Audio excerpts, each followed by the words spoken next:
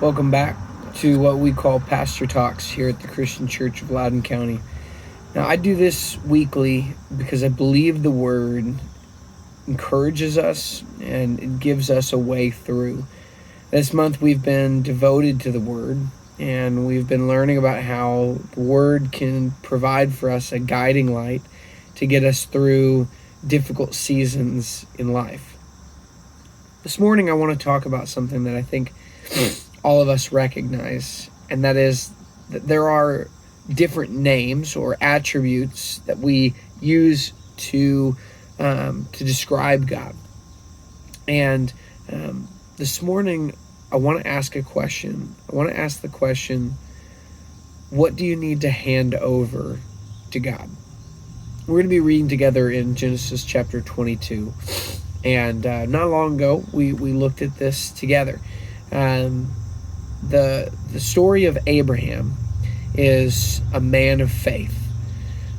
He trusts that the Lord is going to provide for him a son, and he messes up, and he has patience, and he waits for the Lord to provide the son that he's been waiting for. He waits 30 years to have this son, Isaac. And then there's this beautiful relationship between Abraham and Isaac and this promised child. And the Lord asks him to sacrifice that child. Abraham and his son, Isaac, are walking up a mountain to provide a sacrifice for the Lord. His son recognizes that there is no animal. There's no ram. There's no sheep. There's nothing for them to sacrifice.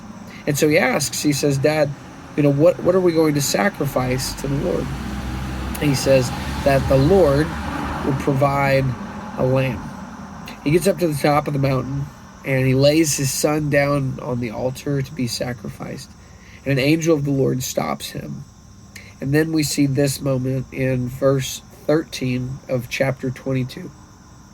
It says, "And Abraham lifted up his eyes and looked, and beheld behind him was a ram, caught in the thicket by its horns.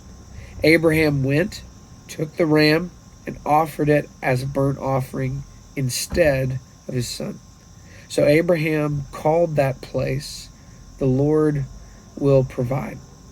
As it said, to this day, on the mount of the Lord it shall be provided." He names the mountain, the Lord will provide, because of the recognition that the Lord will provide. He provides a son. He provides a way for him to not sacrifice the son. He cares for them. In this moment, there is something in your life that you have to hand over to him.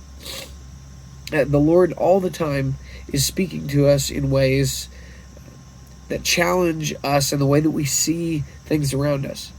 And so to hear from the Father, I know that I have given you this thing, and I know that you care about this thing. But for this moment, I need you to be willing to hand that over. I need you to be willing to trust me in this moment that I'm going to get you through what you're going through. Today, for me, is a day of rest. I'm taking the day to focus on filling myself up with the goodness of the Lord, to remind myself of his faithfulness. And as I do, I look ahead of me at the reality of some of the things that I'm facing, that we're facing. And I trust the Lord to get us and myself through those things. I'm handing those things over to him. But that is an intentional thing that we have to do on purpose. We have to look at a thing in our life that is difficult or that is precious, whatever it is, and we need to be willing to hand that over to him. That's what I'm challenging you to do today. That's what the Word is challenging you to do. But it's also encouraging, knowing that the Lord will provide. If we lean into that relationship with him, if we listen to him, he promises to provide the things that we need when we need them. I'm going to pray that over you. I hope that your day is as filled with rest and encouragement as mine is. Father, thank you for the life and the love that you give us. Thank you for the ways that you provide. in the ways that we can see, in the ways that we can't see. Father, help us to trust you in our day-to-day, in our times of rest, in our times of busyness. Thank you so much for Jesus who makes this possible. It's in his name that I pray.